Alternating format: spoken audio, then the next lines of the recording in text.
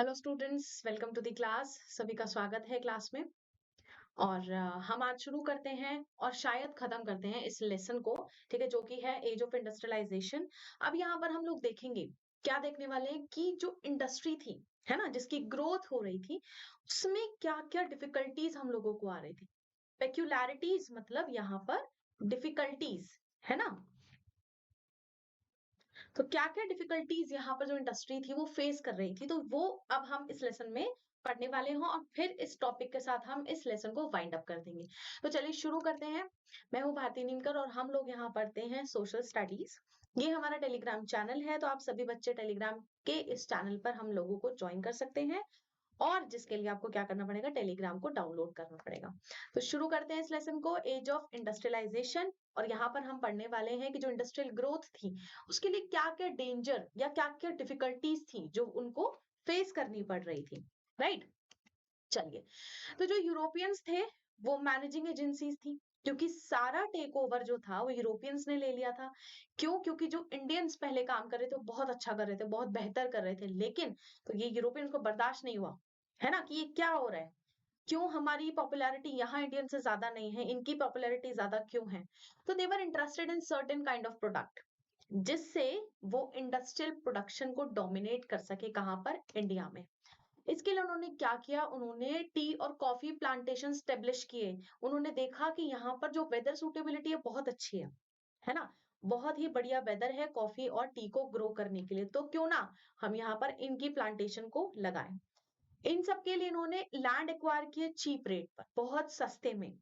क्यों? कैसे किए? क्योंकि ये तो पता है, क्योंकि इनको क्या करना था, प्रॉफिट करना था, इंडियन मार्केट को डोमिनेट करना था। तो इन्होंने क्या किया, इन्होंने चीप रेट पर सारे लैंड लिए, वहां पर एक बोर्ड लगा दिया कि ऑल फॉरेस्ट आर रिजर्व या all land are reserve for the state property, है ना। सारे जितने भी जो लैंड है यहाँ पर, जितने भी लैंड है यहाँ पर are of state property. State यानी कि यहाँ पर जो ब्रिटिश लोग हैं ये उनकी प्रॉपर्टी है, ठीक है। या इसमें फॉरेस्ट भी आते हैं। राइट, आगे चलते हैं। उन्होंने इन्वेस्ट किया किसमें, इंडिगो में। नील की खेती इन्होंने करवाई, बहुत ज्यादा नील यहाँ पर उगाया जाता था, जिसकी वजह से जो प्रोडक्टिविटी थी, जो फर्टिलिटी थी हमारी सॉइल की, वो भी खराब हो गई थी। माइनिंग इन्होंने बहुत की, यहाँ से सारा गोल्ड, यहाँ से डायमंड्स, यहाँ से जो अलग अलग प्रकार के जितने भी मेटल्स थे वो सभी यहाँ से एक्सट्रैक्ट कर लिए गए। जूट बहुत बड़े लेवल पर यहाँ पर ग्रो किया गया, और ग्रो करने के बाद उसका यूज इन्होंने इंटरनेशनल मार्केट में बहुत अच्छे से किया और बहुत ज्यादा प्रॉफिट इन लोगों ने यहाँ पर कमाया। इसके बाद most of these were products required primarily for export trade and not for sale in India. अब सारे प्रोडक्ट यहाँ पर उगाए जा रहे हैं, लेकिन कोई भी प्रोडक्ट इंडिया में नहीं बिकेगा, है ना। क्योंकि ये सारे प्रोडक्ट किसके लिए बन रहे हैं, ये सब बन रहे हैं यूरोपियंस के लिए, इंटरनेशनल मार्केट के लिए। तो why we are using all these good products into the Indian market, क्योंकि इंडियंस को तो वैल्यू ही नहीं है, इंडियंस में स्टाइल नहीं है, इंडियंस आर नॉट सोफिस्टिकेटेड, है ना। तो हम इतनी अच्छी अच्छी चीजें क्यों वेस्ट करें यहाँ। तो 19वीं शताब्दी के लेट टाइम पर जब इंडियन बिजनेसमैन ने क्या किया, इंडस्ट्री सेटअप करनी शुरू की, तो उन्होंने अवॉइड किया competing with Manchester good in the Indian market, कि हम लोग मैनचेस्टर यानी कि ब्रिटेन के गुड्स के साथ कंपटीशन नहीं करेंगे। अगर हमने ऐसा किया तो हमारी मार्केट बंद हो जाएगी। सिंस यान was an important part of British import into India. अब जो जो यार्निंग थी, है ना, जो कि कहा मतलब किसका पार्ट था, ब्रिटिश इंपोर्ट का पार्ट था। ब्रिटिश उसको इंपोर्ट करते थे बाहर से इंडिया के अंदर, और फिर वो काम करवाया जाता था। तो जो अर्ली कॉटन मिल्स थी इंडिया के अंदर भारत में, वो प्रोड्यूस करती थी क्या, कोर्स यार्न। कोर्स यार्न की मतलब मोटा धागा होता था, वो फाइन थ्रेड नहीं होता था, ठीक है। तो एक कोर्स यार्न यहाँ पर प्रोड्यूस किया जाता था, कहाँ पर, इंडिया में। When the yarn was imported it was only of the superior variety. अब जो भी यार्न इंपोर्ट किया जाता था वो सुपीरियर वैरायटी का हुआ करता था, कि हम लोग यहाँ पर एक अच्छी क्वालिटी का थ्रेड क्रिएट कर रहे हैं या फिर उसको प्रोड्यूस कर रहे हैं, और फिर उसको हम लोग बेच रहे हैं इंटरनेशनल मार्केट में एट वेरी हाई प्रॉफिट। तो यहाँ पर बहुत ही ज्यादा प्रॉफिट ब्रिटिशर्स कमा रहे थे। अब जो यार्न प्रोड्यूस हो रहा था इन इंडियन स्पिनिंग मिल में, was used by handloom weaver in India और एक्सपोर्टेड टू चाइना। अब हम सब इंडियंस तो यहाँ बैठ के क्या कर रहे हैं, स्पिनिंग कर रहे हैं, और वो सारा माल कहाँ जा रहा है, चाइना में जा रहा है। तो China was very fond of of Indian cotton, है ना? सिल्क तो वहां पे अच्छा था ही, अब इंडियन कॉटन भी इनको पसंद आने लगा। तो सीरीज ऑफ चेंजेस जिससे अफेक्ट हुआ पैटर्न ऑफ इंडस्ट्रियलाइजेशन, यानी कि जिस तरीके से पहले काम चल रहा था, अब थोड़े से चेंजेस उसमें किए गए। By the first decade of the 20th century, तो 20वीं शताब्दी जब शुरू हुई तब ये चेंजेस किए जाने लगे। एट द स्वदेशी मूवमेंट जब शुरू किया गांधी जी ने, है ना, इस मूवमेंट पर क्या हो रहा था, जो राष्ट्रवादी लोग थे वो मोबिलाइज कर रहे थे पीपल को टू बॉयकॉट फॉरेन गुड, कि भाई तुम बाहर के कपड़े मत पहनो, हमारे भारत में पहले से ही बहुत अच्छे कपड़े बनते हैं, तो why are you wearing the foreign clothes, तुम्हें उन्हें जला देना चाहिए, तुम्हें उन्हें मतलब उनका बहिष्कार कर देना चाहिए। तो ये सब मूवमेंट चलाए गए ताकि जो अंग्रेज थे, जो उनकी डोमिनेंस थी, जो उन्होंने पकड़ भारत पर बनाई हुई थी, उसको हटाया जा सके। तो जो इंडस्ट्रियल ग्रुप्स थे, है ना, वो प्रेशराइज कर रहे थे government to increase tariff protection and grant other concession. अब इंडस्ट्रियल ग्रुप ने ये कहा गवर्नमेंट से, यानी सरकार से, कि आप टैरिफ बढ़ाओ, प्रोटेक्शन टैरिफ बढ़ाओ, यानी कि एक ड्यूटी होती है, एक तरीका का टैक्स पे करना होता है, और दूसरे कंसेशन इन लोगों को पे करो ताकि यहाँ पर जो सामान है ब्रिटेन का वो यहाँ पर नहीं आ सके और हम इंडियंस हमारा बनाया हुआ कपड़ा पहने। अब 1906 से क्या होने लगा, जो एक्सपोर्ट था इंडियन यार्न का टू चाइना, यानी कि जो हमारे यहाँ से इंडियन यार्न बनता था चाइना जाता था, वो कम होने लगा, डिक्लाइन हो गया, है ना? जबकि जो प्रोड्यूस था, है ना, जो कि प्रोडक्शन होता था चाइनीज और जापानीज मिल से, वो चाइनीज मार्केट में फ्लड होने लगा। फ्लड होने लगा मतलब उसकी भरमार हो गई कि चाइना, सॉरी, जापान के बनाए हुए कपड़े अब चाइना में जा रहे हैं, है ना? अब इंडियन के बंद हो गए, तो इंडियंस को यहाँ घाटा होने लगा। तो जो इंडस्ट्रियलिस्ट थे, यानी कि जो उद्योगपति थे, उन्होंने क्या किया, शिफ्ट करना शुरू कर दिया अपना यार्न प्रोडक्शन, किससे, टू क्लोथ प्रोडक्शन पे। अब ये धागे नहीं बनाते, अब ये पूरा कपड़ा बनाते हैं। ठीक है, अभी ना हम लोगों ने क्या किया कि हम लोग अब थ्रेड्स नहीं बनाएंगे, अब हम बनाएंगे पूरा फैब्रिक और उसको मार्केट में इंट्रोड्यूस करेंगे। तो जो कॉटन पीस था गुड प्रोडक्शन का इंडिया में, वो डबल हो गया 1900 से 1912 के बीच में। तो यहाँ पर ये फायदा हुआ, दैट मीन्स हमारे कपड़े की डिमांड बढ़ रही है, और डिमांड बढ़ेगी तो हम लोग ज्यादा बनाएंगे। ये till the first world war जो इंडस्ट्रियल ग्रोथ थी वो बहुत स्लो थी। जब पहला विश्व युद्ध किया जा रहा था, बहुत सारे देशों के बीच में वो हो रहा था, जिसमें गलती से भारत ने भी उसमें हिस्सा लिया, और हिस्सा लेने के बाद भी कुछ शायद कुछ फायदे हमें लोगों को यहाँ पर नहीं मिले। तो उस टाइम पे जो इंडस्ट्रियल ग्रोथ थी वो बहुत स्लो थी, बहुत लो थी, क्योंकि सभी का फोकस कहाँ पर था, वर्ल्ड वॉर पर था। भाई विश्व युद्ध चल रहा है, हमें उसकी बारे में सोचना चाहिए, है ना? हमें लोगों के बारे में नहीं सोचना चाहिए, फिलहाल विश्व युद्ध के बारे में हम सोचेंगे, वहां की जरूरतें हम लोग पूरी करेंगे। ठीक है, तो यहाँ पर फिर एक नई सिचुएशन क्रिएट हो गई थी वर्ल्ड वॉर के टाइम पर। अब वो सिचुएशन क्या थी, जो ब्रिटिश मिल थी वो बिजी हो गई थी वॉर प्रोडक्शन गुड्स में, है ना? जैसे मैंने अभी बताया कि अब हम प्रोडक्शन नहीं करेंगे, अब हम वॉर प्रोडक्शन करेंगे, कि जो लड़ाई में जो चीजें चाहिए हैं, चाहे वो बंदूकें हैं, चाहे वो कपड़े हैं, चाहे वो हैट्स हैं, चाहे वो ग्लव्स हैं, चाहे वो बैग्स हैं, चाहे वो ड्रेस है, एवरीथिंग, है ना? तो ये सब वहां पर बिजी हो गए, कौन, ब्रिटिशर्स। तो अब जो मैनचेस्टर से जो इंपोर्ट हम इंडियंस लोग जबरदस्ती किया करते थे वो कम होने लगा। क्यों कम होने लगा? क्योंकि सब लोग कहाँ बिजी हो गए, वॉर में बिजी हो गए। तो अचानक सडनली जो इंडियन मिल्स थी इनको बहुत बड़ी मार्केट मिल गई, क्योंकि बाहर के कपड़े आने बंद हो गए। अब हम हमारे बनाए हुए कपड़े हम लोग कहाँ बेचेंगे, हमारी इंडियन मार्केट्स में। और इंडियन मार्केट्स में भेजने के बाद, अब जैसा कि ये वॉर थी बहुत लंबी चली, है ना, काफी लंबी चली थी, काफी दिनों तक चली थी। तो इंडियन फैक्ट्रीज की जो नीड थी, है ना, जो मतलब जो भी सप्लाई वो कर रहे थे वो क्या थी, जूट बैग, हम लोगों को जूट बैग चाहिए होते थे, है ना, क्लोथ फॉर आर्मी यूनिफॉर्म। अब हमारे यहाँ से जो भी मतलब फैब्रिक जाता था उस वो बहुत अच्छा फैब्रिक था, वो यूटिलाइज होने वाला था। तो देखो किस तरीके से चीजें यहाँ से हमारे यहाँ से जा रही थी, वो क्या थी, jute bag, cloth for army uniform, tent, leather boots, horse and mule saddle, है ना, इसके ऊपर बैठते हैं ना, जब हॉर्स के ऊपर इसको लगाया जाता है तो उसको सेडल कहते हैं।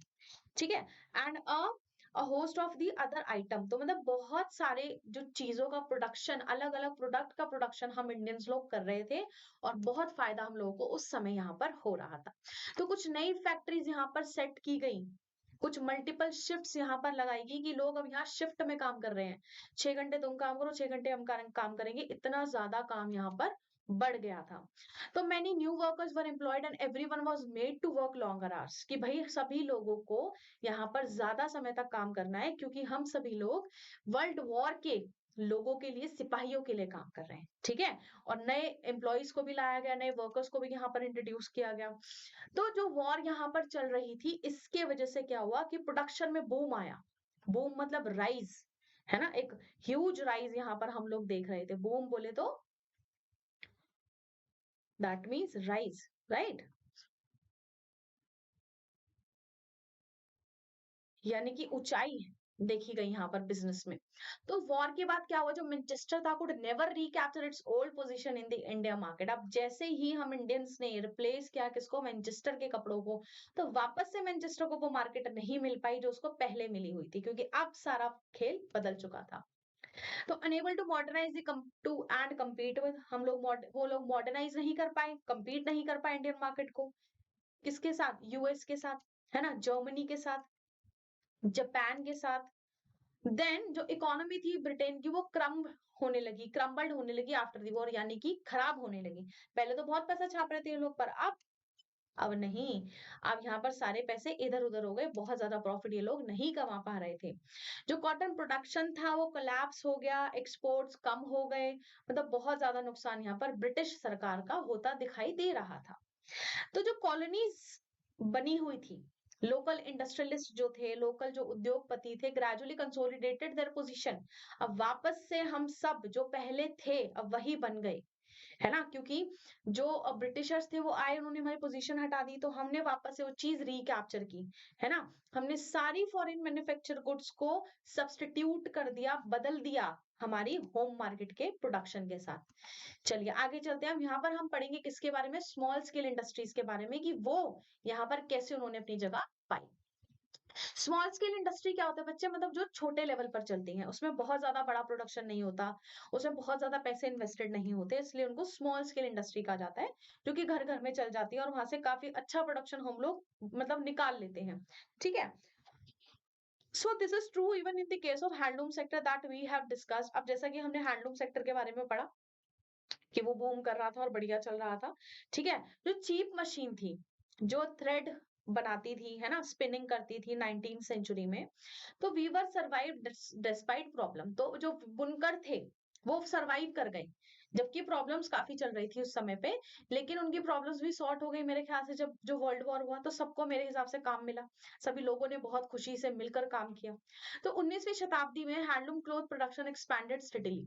तो हैंडलूम का जो प्रोडक्शन था वो बहुत तेजी से बढ़ा, स्टीडीली मतलब कुछ इस तरीके से, देखो ये ग्राफ है, तो इस तरीके से प्रोडक्शन बढ़ा। कई बार क्या होता है, जो ग्रोथ होती है ना बच्चों, वो ऐसी, ऐसे ऐसे ऐसे ऐसे ऐसे ऐसे करके होती है, लेकिन स्टीडी मतलब स्ट्रेट, बिल्कुल तेजी से, बिल्कुल नीचे प्रोडक्शन था, बिल्कुल टॉप पर पहुंच गया, तो उसको स्टीडी एक्सपैंड बोलते हैं, ठीक है। It was almost a travelling between, तो 1900 और 1940 के बीच में ये सब हुआ।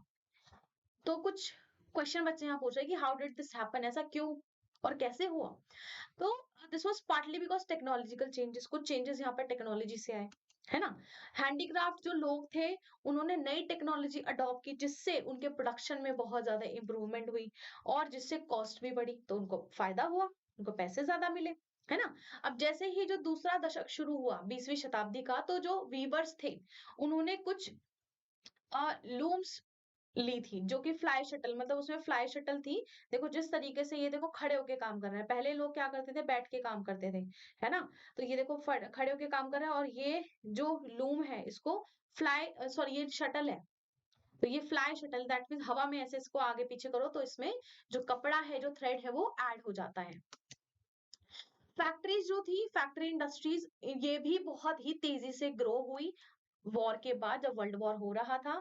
जो बड़ी बड़ी इंडस्ट्रीज थी उन्होंने मतलब बहुत ही स्मॉल सेगमेंट क्रिएट कर लिया था, ठीक है, किसका, इंडस्ट्रीज का। तो 1911 में अबाउट 67% जो इंडस्ट्रीज थी वो बंगाल में लोकेटेड थी और बॉम्बे में लोकेटेड थी, ठीक है, क्योंकि यहाँ पर क्या था, यहाँ से ही सामान इंटरनेशनली ट्रांसफर किया जाता था। तो 1911 में 5% और 1931 में 10% तक हमारा जो बिजनेस था वो बढ़ रहा था। तो जो proportion of the total industrial labour force was ये थी। तो मतलब देखिए मैं वापस से दिखाती हूँ यहाँ पर कि 1911 में जो लेबर फोर्स थी वो 5% थी, 1931 में जो लेबर फोर्स थी वो 10% बढ़ गई, है ना, 10% तक हो गई, 10% बढ़ी नहीं, 10% तक हो गई, दैट मीन्स 5% का इजाफा हुआ। तो यानी कि लोगों को काम मिल रहा है, लोग काम बहुत बढ़िया चल रहा है, तो लोग बहुत अच्छे से काम कर रहे हैं। और जो रेस्ट लोग थे रेस्ट मतलब जो बचे हुए लोग थे वो स्मॉल वर्कशॉप्स में या हाउस होल्ड यूनिट लगाकर काम कर रहे थे, और जिससे उनका काम बहुत बढ़िया चल रहा था, सबको बहुत अच्छे पैसे मिल रहे थे। तो 1941 में 35% से ज्यादा जो हैंडलूम्स थी इंडिया के अंदर वो फिटेड की गई बाय फ्लाई शटल्स, यानी कि वो जो अभी फ्लाई शटल्स, फ्लाई में मतलब वो जो हैंडलूम लगाई थी वो खड़े होके वो जो शटल चला रहे थे उसको फ्लाई शटल कहा जाता है। तो मतलब 35% लोगों ने अपने घरों में फ्लाई शटल्स लगाई, जिससे क्या हुआ, प्रोडक्टिविटी इंक्रीज हुई पर वर्कर। बैठ के तो थोड़ा सा हम रिलैक्स में रहते, खड़े खड़े फटाफट फटाफट काम होता है। Speeded up the production, production की स्पीड बढ़ गई, लेबर की जो डिमांड थी वो कम हो गई, है ना। अब कौन से रीजन में, जैसे कि जो त्रावणकोर है, मद्रास है, मैसूर है, कोचिन है और बंगाल है, तो यहाँ पर जो प्रोपोर्शन था किसका, स्मॉल स्केल इंडस्ट्री का, वो 70 टू 80% तक चला गया था।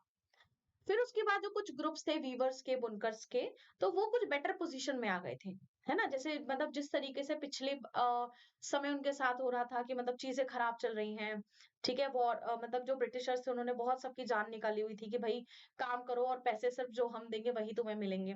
तो यहाँ पर कंपटीशन लेवल उनका बहुत अच्छा हो गया, उनकी पोजीशन फाइनेंशियली बहुत अच्छी हो गई थी, ठीक है। तो वर्कर्स जो वीवर्स थे उनके बीच में कुछ प्रोड्यूस करते थे कोर्स क्लॉथ, वाइल जो अदर थे वो फाइन वैरायटी प्रोड्यूस करते थे। मतलब ये डिपेंड करता है आप किस तरीके का थ्रेड को यार्न कर रहे हो, और उसे यार्निंग के बाद या स्पिनिंग के बाद आप किस तरीके का जो फैब्रिक है वो प्रोड्यूस कर रहे हो। तो मतलब कुछ जो वीवर्स थे वो थोड़ा मोटा कपड़ा बना रहे थे, और कुछ वीवर्स बहुत बढ़िया क्वालिटी का कपड़ा बना रहे थे। देखो ये कोर्स क्लोथ है, मतलब मोटा है, अगर हम लोग इसको पहनेंगे तो उसमें बहुत गर्मी लगेगी, है ना। अब जो इस तरीके का कपड़ा होता था वो गरीब लोग खरीदते थे, है ना। अब यहाँ पर जो डिमांड थी वो कभी ऊंची हो जाती थी, कभी कम हो जाती थी, डिपेंड करता है भाई गरीबों के पास पैसे हैं या नहीं है ना। अब in times of bad harvest and famine, जब बहुत गरीबी हो गई, भूखमरी हो गई, ठीक है, तो उस समय जो रूरल गरीब लोग थे, जो गांव के गरीब लोग थे, उन्हें थोड़ा ही खाने को मिल पाता था, ठीक है, और कुछ ही शायद कैश तो उनके पास होता ही नहीं था, तो इसीलिए वो कोई कपड़ा ही नहीं खरीद पाते थे, है ना। The demand for the finer varieties bought by the well-to-do was more stable. तो यहाँ पर जो फाइनर वैरायटी का जो कपड़ा था उसकी डिमांड यहाँ पर बहुत ज्यादा थी। तो यहाँ पर इस कपड़े को मतलब रिच खरीद सकते थे, और जो पुअर लोग थे वो भूखे मर रहे थे। दैट मीन्स यहाँ पे देखो जो इनकम वेरिएशन है कितने ज्यादा है, कि जो रिच पीपल है ना, जो रिच लोग हैं वो महंगा कपड़ा भी खरीद रहे हैं, खाना भी खा रहे हैं, लेकिन जो बेचारा गरीब है वो ना कपड़ा खरीद पा रहा है, ना इवन खाना भी नहीं खा पा रहा। सो दिस ये एक बहुत बड़ा गैप था, ठीक है। तो क्या हुआ, जो फेमाइन था, फेमाइन यानी कि जो भुखमरी थी, उससे साड़ियों की सेल पर कोई इफेक्ट नहीं पड़ा। साड़ी बन रही है तो बिक रही है, चाहे वो बनारसी थी, चाहे वो बलूचरी थी, है ना, चाहे जो साड़ी के जो बॉर्डर से वो इस तरीके से बुने हुए थे, लुंगी थी, ये देखो बहुत महंगी लुंगी होती है, साउथ इंडियंस पहनते, तो this is Kanjeevaram lungi, right. Handkerchiefs थे जो मद्रास से बनकर आते थे। तो इनको मतलब डिस्प्लेस नहीं किया गया मिल प्रोडक्शन से, मतलब मिल में जो प्रोडक्शन हो रहा था वो कोर्स क्लोथ का हो रहा था, वो जो कपड़ा था वो मोटा था, है ना। लेकिन जो ये वाली क्वालिटी अभी आप सभी लोगों ने देखी है फाइन क्वालिटी थी। तो इन चीजों को रिप्लेस कर पाना मेरे हिसाब से तो बहुत मुश्किल काम था। तो जो मिल्स थी could not intimate specialised weaves, तो ये कुछ स्पेशल वीव नहीं कर पा रहे थे, कुछ स्पेशल कपड़े नहीं बुन पा रहे थे जो शायद डिमांड में थे, और ये उसी तरह के कपड़े बुन रहे थे जो गरीब लोगों को चाहिए थे। तो जो वीवर्स थे और जो दूसरे क्राफ्ट पर्सन थे उन्होंने कंटिन्यू किया अपने प्रोडक्शन को एक्सपैंड करना, यानी कि उसे और फैला रहे थे। कब, 20वीं शताब्दी में। और बहुत ज्यादा वो प्रॉस्पर नहीं हुए, दैट मीन्स बहुत ज्यादा उनको फायदा यहाँ पर मैंने मतलब उन लोगों ने नहीं देखा। वो बहुत मुश्किल से जी रहे थे, बहुत लंबे समय तक काम कर पा रहे थे, जिससे क्या हो रहा था, मतलब पूरा घर उस काम में बिजी था, सभी औरतें, वहां के सभी बच्चे, अब वो सभी लोग बहुत मेहनत से उस काम में लगे हुए हैं, लेकिन प्रॉफिट उतना ज्यादा इन लोगों को नहीं मिल रहा था। इनकी जो लाइफ थी और जो लेबर थे was integral to the process of the industrialisation, मतलब ये हमारा एक इंटीग्रल पार्ट था, एक इंपॉर्टेंट पार्ट था, कि जिसके अंदर भाई हमें लेबर चाहिए ही चाहिए, बिना लेबर के इंडस्ट्री में, वो भी कॉटन और सिल्क इंडस्ट्री में बिना लेबर के काम नहीं हो सकता। आगे चलते हैं, the age of industrialisation, market for goods, and then इसको वाइंड अप करेंगे, ठीक है। होपफुली यहाँ तक आप सभी को समझ आया होगा कि जो गरीब लोग थे उनके लिए कुछ भी अच्छा नहीं था। एक्चुअली आज के टाइम में भी आप देखो गरीब लोगों के लिए कुछ अच्छा नहीं है। एवरीथिंग इज हैपन और will happen for the middle class और फॉर दी हायर क्लास, तो हायर क्लास को तो कुछ अफेक्ट ही नहीं पड़ता, आप महंगाई करो, सस्ताई करो, इट डजंट मैटर। उनके पास पैसे हैं, वो हमेशा खरीद पाएंगे। ठीक है, तो अब यहाँ देखते हैं जो हम सामान बना रहे थे उसके लिए मार्केट कहाँ पर अवेलेबल थी। तो यहाँ हमने देखा जो ब्रिटिश मैन्युफैक्चरर थे, उन्होंने attempt to take over the Indian market. वो ये चाहते थे कि वो इंडियन मार्केट को टेक ओवर कर लें एनी हाउ, क्योंकि जैसे उन्होंने पहले टेक ओवर किया था उससे उन्हें बहुत फायदा, बहुत प्रॉफिट हुआ था। देन उसके बाद वर्ल्ड वॉर की वजह से वो मार्केट इंडियन से रिकैप्चर कर ली वापस से कि भाई ये हमारी मार्केट है, हम ही चलाएंगे। पर ब्रिटिशर्स बहुत दुखी थे। तो जो इंडियन वीवर थे और क्राफ्ट पर्सन थे, ट्रेडर्स एंड जो इंडस्ट्रियलिस्ट थे, वो कॉलोनियल रूल से ना बचना चाहते थे, कॉलोनियल कंट्रोल से बचना चाहते थे कि हम नहीं करना चाहते इनके अंडर काम। तो हम लोगों ने क्या किया, हमने टैरिफ प्रोटेक्शन डिमांड की, अपने खुद के अपने ओन स्पेसेस क्रिएट किए कि हम भाई अपने स्पेस में काम करेंगे, हम ब्रिटिशर्स के साथ काम नहीं करना चाहते। Try to extend the market for their produce, हम लोग जो इंडियंस थे हम अपनी मार्केट प्रोड्यूस बड़ी करना चाहते थे अपने ही प्रोडक्शन के लिए। ठीक है, अब देखिए जो लड़की है ये सामान खरीदने आई है, अब गाजर देखो यहाँ 50 रुपए किलो, नहीं इसके हाथ में टमाटर 50 रुपए किलो है, और तो इसको आधा किलो चाहिए, है ना। तो जब जो प्रोडक्ट है वो प्रोड्यूस किए जाते हैं and people have to persuaded to buy them. अब कोई भी जब मान लीजिए कोई भी जो प्रोडक्ट है वो प्रोड्यूस हुआ है, टमाटर है, सब्जी है, केले हैं, देखो यहाँ गाजर है, खीरे हैं, शलगम है, तरबूज है, अगर कोई भी चीज यहाँ पर प्रोड्यूस की गई है दैट मीन्स बेचने के लिए की गई है, तो कस्टमर को एनी हाउ, आप चाहे खुशी से या दुख से, आपको उस सामान उस कस्टमर को बेचना ही पड़ेगा और कस्टमर को वो खरीदना पड़ेगा, क्योंकि वो डिमांड है, वो हम लोगों को चाहिए। They have to feel like using the product, मतलब उन्हें ये बना दो कि तुम्हें ये प्रोडक्ट यूज ही करना पड़ेगा, चाहे कुछ भी हो जाए, है ना, ये प्रोडक्ट तुम्हारे लिए ही बना है। इसी तरीके से हमें दिखाया जाता है ना मार्केट में कि अगर कोई पेन है, पेन तो हम सभी लोग यूज करते हैं, 2 रुपए वाला भी यूज करते हैं और 100 रुपए वाला भी यूज करते हैं, लेकिन 2 रुपए वाला क्यों यूज कर रहे हैं, क्योंकि हमारे पास पैसों के में, लेकिन और 100 रुपए वाला हम क्यों यूज करें, ये फायदे वो आपको दिखाया कि देखो कितनी बढ़िया निब है, अच्छा लिखता है, मतलब बहुत ही फ्लो इसका बढ़िया है, अच्छा काम होता है, स्टाइलिश है, और इसके ऊपर ब्रांड लगा हुआ है, तो यही सब चीजें देखते हैं ना। तो अब ये कैसे किया जाता है कि प्रोडक्ट आपके लिए बना है और आपको ही बेचा जाए, ये हम करते हैं एडवर्टाइजमेंट से। जो टीवी में आप ऐड देखते हो ना सभी बच्चे, कि बॉर्नवीटा की ऐड आ रही है तो बॉर्नवीटा की मम्मी मुझे भी बॉर्नवीटा पीना है ना, चॉकलेट्स की ऐड आ रही है ना, डेयरी मिल्क सिल्क की ऐड आ रही है, तो ये सारी चीजें आपको जबरदस्ती खरीदवाई जाती हैं कि देखिए मार्केट में नया सामान आया, आपको खरीदना है, और आप खरीदने जाते हैं, है ना, कि ये मेरे पास ये सामान होना चाहिए, ये सामान नया आया है। तो जो एडवर्टाइजमेंट होती है make products appear desirable and necessary, तो ये जो एड आती है में बोलती है कि जरूरी है इसको खरीदो।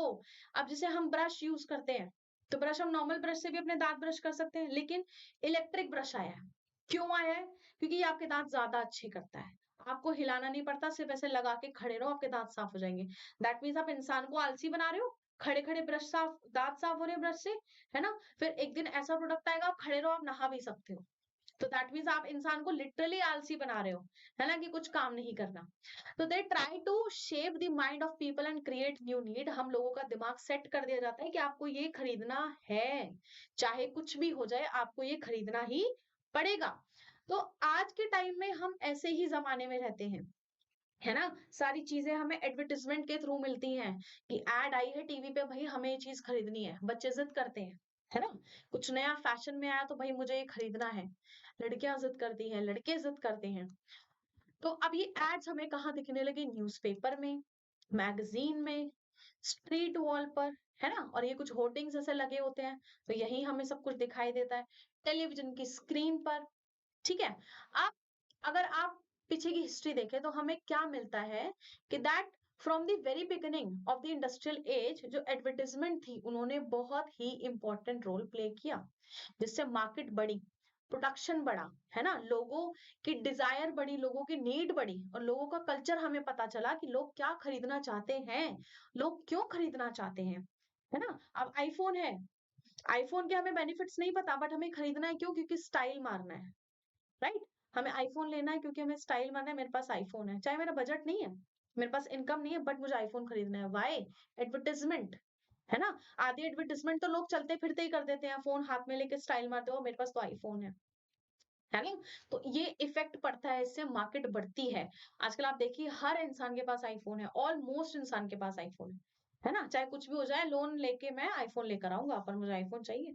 It's a status symbol, right? अब देखिए जब मैनचेस्टर था, है ना? जब मैनचेस्टर उद्योगपति मतलब जो थे यहाँ पर उन्होंने क्या सेल करना किया, क्लॉथ सेल करना शुरू किया इंडिया में, राइट? तो उन्होंने क्या किया कि उन कपड़ों पर लेबल लगाना शुरू कर दिया कि मेड ऑफ मैनचेस्टर, है ना? या मेड इन मैनचेस्टर। यही यही टैग देके हम लोग कपड़े खरीदते हैं। ओ मेड इन यूएस खरीद लो। फिर हम दिखाते हैं, देख मैंने यूएस का कपड़ा पहना है। राइट? मेड इन इंडिया नहीं पहनते हम। तो इस तरीके का टैग लगा होता था मेड इन मैनचेस्टर, जिससे हमें एक एक एक प्लेस यहाँ पर क्रिएट हो जाता था कि हाँ, ये कपड़े अच्छे हैं, मुझे यही पहनने हैं। राइट? तो needed to make the place of manufacture familiar to buyer, ताकि बायर को याद रहे भई हाँ, इस पे कुछ टैग लगा होता था, कुछ लाल-लाल से रंग का। वो टैग वाला कपड़ा मुझे चाहिए। तो यानी यानी कि आपकी डिमांड बढ़ रही है, आपके प्रोडक्ट को यूज़ किया जा रहा है ना? Needed to make the name of the company familiar to the buyer, यही बात बोली मैंने। और हम क्या करते हैं, उसमें क्वालिटी भी मार्क करते हैं कि किस क्वालिटी का है, इस पे कितनी प्रेस करनी है, कितनी प्रेस नहीं करनी है। तो जब भी कोई कपड़ों पे मेड इन मैनचेस्टर का टैग देखता है या लेबल देखता है तो कॉन्फिडेंट हो जाते हैं कि भैया बढ़िया क्वालिटी का है। जैसे यूएस पोलो, है ना? यूएस पोलो की टी-शर्ट खरीदते हैं, यूएस पोलो की शर्ट्स खरीदते हैं, राइट? टैग देख के यूएस पोलो लिखा है, मैंने शर्ट खरीदी है, महंगी है, देख मैंने ब्रांड की पहनी है। कभी मेड इन इंडिया की शर्ट पहनते हो? कभी नहीं पहनते।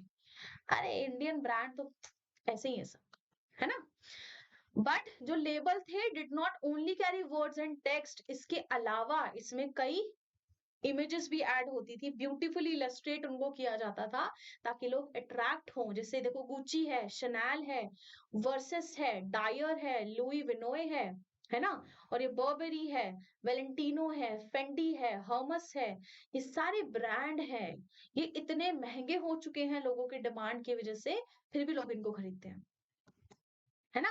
अगर देखो इन पुराने लेबल्स को देखो, some Indian, some idea of the mind of the manufacturer, है ना? एंड देयर कैलकुलेशन, देखो किस हिसाब से इन्होंने कितने, वैसे अगर पुराने के हिसाब से देखो तो बहुत अच्छे टैग्स इन्होंने बनाए हुए हैं। देखो आज के जो टैग्स हैं उनको देखो, ये देखो कितने अट्रैक्टिव हैं, है ना? और ये जो एलवी वाला आप देख रहे हो ये तो शूज पर बना होता है, बैग पर भी बना होता है ना? शनैल के साइन की बेल्ट हम लोग पहनते हैं, वॉलेट हम लोग कैरी करते हैं, मतलब हर जगह आजकल लोकल में भी और किसमें भी जो एक्चुअली ब्रांडेड है उसमें सभी चीज लगी होती है। ठीक है? The way they appeal to the people, मतलब ये एक तरीका था लोगों को अपील करने का कि भाई ये हमारे ब्रांड का नाम है और आपको इस ब्रांड के कपड़े खरीदने ही खरीदने हैं। अब देखिए जो इंडियन गुड्स के हैं, इंडियन चीजों के ब्रांड के नाम देखो। हम देखो हमने क्या किया हुआ है, क्या आप इन इन लेबल्स को देख के खरीदोगे? है ना? हम यही सोचा, अरे हर जगह भगवान लगा देते हैं, है ना? देखो हमने भगवानों की लगाई है, गॉड लगाए हैं, गॉडेसेस लगाए हैं। नीचे देखो ये जो सनलाइट का वो देख रहे हो आप, यहाँ पर कौन बैठे हैं? कार्तिकेय बैठे हैं, है ना? हाँ, कार्तिकेय ही बैठे हैं। ठीक है? ये नहीं, कार्तिकेय नहीं लग रहे हैं, पता नहीं कौन से गॉड हैं। चलो जो भी हैं बट मुझे कार्तिकेय लग रहे हैं। ये देखिए कृष्ण जी हैं, ये हमारी धरती माता, ये वाली, ये, है ना? धरती माता ही बोलते हैं ना, हिंदू देवी, हिंद देवी, हिंदुस्तान की देवी, जो भी हम इसको बोले, भारत माता। देखो हमने इस तरह की कुछ इमेजेस यहाँ पर क्रिएट की हैं। It was as if the association with the goods, gods have divine approval to the goods being sold. तो यहाँ पर हम एक डिवाइन फीलिंग डाल रहे हैं कि देखो मतलब कितने ही कितने हम लोग मतलब भगवान की पूजा में विलीन है ना? हम भगवान को लेके खरीदो ये चीजें। तो हम यहाँ पर कुछ ऐसा आइटम या ऐसा कुछ टेक्सचर या फिर कुछ इस तरह की इमेज नहीं क्रिएट करते जिससे बैड इंप्रेशन पड़े, है ना? हम सभी लोग, भारत के लोग मेरे हिसाब से सभी धार्मिक हैं और वो इन चीजों में बहुत ज्यादा बिलीव करते हैं। अब जो इम्प्रिंटेड इमेज होती है was also intended to make the manufacture from foreign land appear somewhat familiar to the Indian people। अब हम कुछ ऐसी ही चीजें बनाएंगे चाहे हम उस पे कुछ भी लिख दें, अगर वो किसी दूसरे देश में जा रहा है तो क्या करेंगे हम, भगवान तो भाई अपने लगाएंगे पर लैंग्वेज उसकी लिख देंगे जिस देश में वो जा रहा है। पता तो चले आ कहाँ से रहा है ना? तो जैसे 19वीं शताब्दी का समय चल रहा था, जो मैन्युफैक्चरर थे वो printing calendar to popularise their product. अब आपके घर में कुछ कैलेंडर्स आते होंगे, न्यू ईयर पे भी आएंगे, है ना? अब इसी तरह के कैलेंडर आते हैं। अब इन पे क्या बना होता है, यहाँ पे पंसारी तेल, है ना, सरसों का तेल, यहाँ पे और भी कुछ साबुन वगैरह या किसी भी चीज़ की ऐड होती है। तो हम लोग क्या करते हैं, अरे कैलेंडर पे हमें वो दिन-रात, सुबह-शाम दिखता है, तो कभी ना कभी तो हम ये सोचते हैं कि चलो आज ये वाला प्रोडक्ट लेकर आते हैं, ट्राई करते हैं, क्या पता अच्छा हो, और ट्राई करने पे पसंद आ गया तो बस फिर मार्केटिंग डबल। अब यू न्यूज़पेपर में, मैगज़ीन्स में हम लोग इतना ज़्यादा देखते नहीं है, इतना ज़्यादा झाँकते नहीं है, लेकिन जो कैलेंडर है, वो तो हमें रोज़ दिखाई देता है ना? तो they were huge in tea shops and the poor peoples homes as just much as in the offices and the middle class apartment. ये सभी कैलेंडर भाई सबके घर में लगे होंगे ये हमारे, है ना? ये भी, सबके घर में लगे होते हैं। हम देखते रहते हैं। कोई किसी-किसी पे तो वॉलपेपर्स लगे होते हैं, है ना? किसी-किसी पे फ्लावर्स लगे होते हैं, किसी-किसी पे हीरोइन्स लगी होती हैं। तो मतलब मज़ा आता है देख के, अरे वाह! ये तो बड़ा अच्छा आई वाला कैलेंडर, अच्छा, है ना? एंड दोज़ हू ह्यूज ना and those who hung the calendar and had to see advertisement day after day. वही जो मैं बोल रही हूँ, मतलब पूरे साल हम एक ही ऐड देख रहे हैं, तो कभी तो हमारे दिमाग में घुसेगा भाई ये प्रोडक्ट हम लोगों को खरीदना है। तो इन कैलेंडर्स पर once again we see figures of the gods being used to sell new product. हम भगवान की इमेज लगा देते हैं फटाफट से, धूप-बत्ती बेच रहे हैं, हरि दर्शन, है ना? उसपे हमने लगा दिया हरि, भगवान नारायण जी लगा दिया हमने कि भई खरीदो, ये मतलब इस धूपबत्ती को जलाने से, इस अगरबत्ती को जलाने से खुद साक्षात जो विष्णु जी हैं वो प्रकट हो जाएँगे, है ना? यही करते हैं ना हम लोग। Like the images of gods and figures of important personages या फिर एम्परर या फिर नवाब, इन सब की इमेज हम लगा देते हैं ताकि लोगों को दिखता रहे सारा टाइम, है ना? और if you respect the royal figure, अगर कोई अच्छी इमेज वहाँ पर आ जाती है तो हम क्या करते हैं, उसको काट के रख लेते हैं। है ना? और उसको रख लेते हैं, अच्छी इमेज है रख लेते हैं, काम आ जाएगी, कभी ना कभी तो आएगी ही आएगी। When Indian manufacturers advertise the nationalist message was clear and loud. जब हम देखो हमने ये बनाया पोस्टर, तो देखो कितना बढ़िया मैसेज हम दे रहे हैं। हमने देखो यहाँ चरखा लगाया है, इससे हम लोग क्या कर रहे हैं, स्पिनिंग कर रहे हैं। ये हमने एक लेडी को बिठाया जिसने खादी की साड़ी पहनी है, ये क्या कर रही है, चाय पी रही है, और इसका इंडियन कलर दिया है, देखो ये Indian colour is brown colour, ठीक है? और यहाँ लिखा है हमने टी, और लिखा है कि इज़ 100% स्वदेशी, ये शुद्ध भारत की बनी है, बाहर से नहीं लाई गई है। ठीक है? अगर आप अपने देश की केयर करते हैं, चिंता करते हैं, उसके बारे में सोचते हैं, तो आप इंडियन प्रोडक्ट ज़रूर खरीदेंगे। तो जो एडवर्टाइज़मेंट है, ये एक व्हीकल बन गया कि कोई भी नेशनल मैसेज अगर आप देना चाहते हो, तो वो एड के थ्रू दे सकते हो। अब इसका कंक्लूजन क्या है इस लेसन का, कि यहाँ पर हमें क्लियरली ये समझ आ रहा है, जो एज ऑफ इंडस्ट्रीज थी उसका मतलब सिर्फ इतना ही था कि यहाँ पर बहुत बड़े बड़े टेक्नोलॉजिकल या फिर तकनीकी बदलाव किए गए, है ना?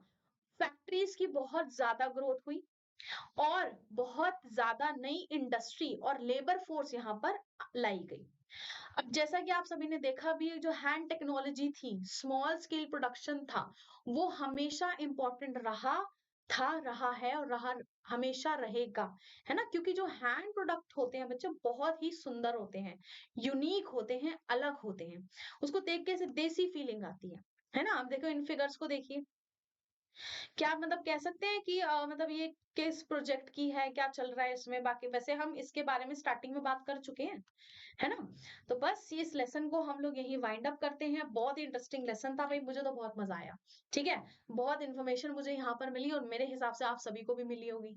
तो यहाँ पर इस लेसन को हम खत्म करते हैं। नेक्स्ट क्लास में मिलेंगे एक दूसरे लेसन के साथ, और तब तक आप सभी बच्चे इस चैनल को ज्वाइन कीजिए। जो भी आपको रिक्वायरमेंट है, जो भी चीजें हैं, आप यहाँ पर हम लोगों को बता सकते हैं और वो आपको प्रोवाइड की जाएगी। Thank you for watching this lesson and like कीजिए, है ना? सब्सक्राइब कीजिए और शेयर भी कीजिए। तब तक के लिए बाय बाय।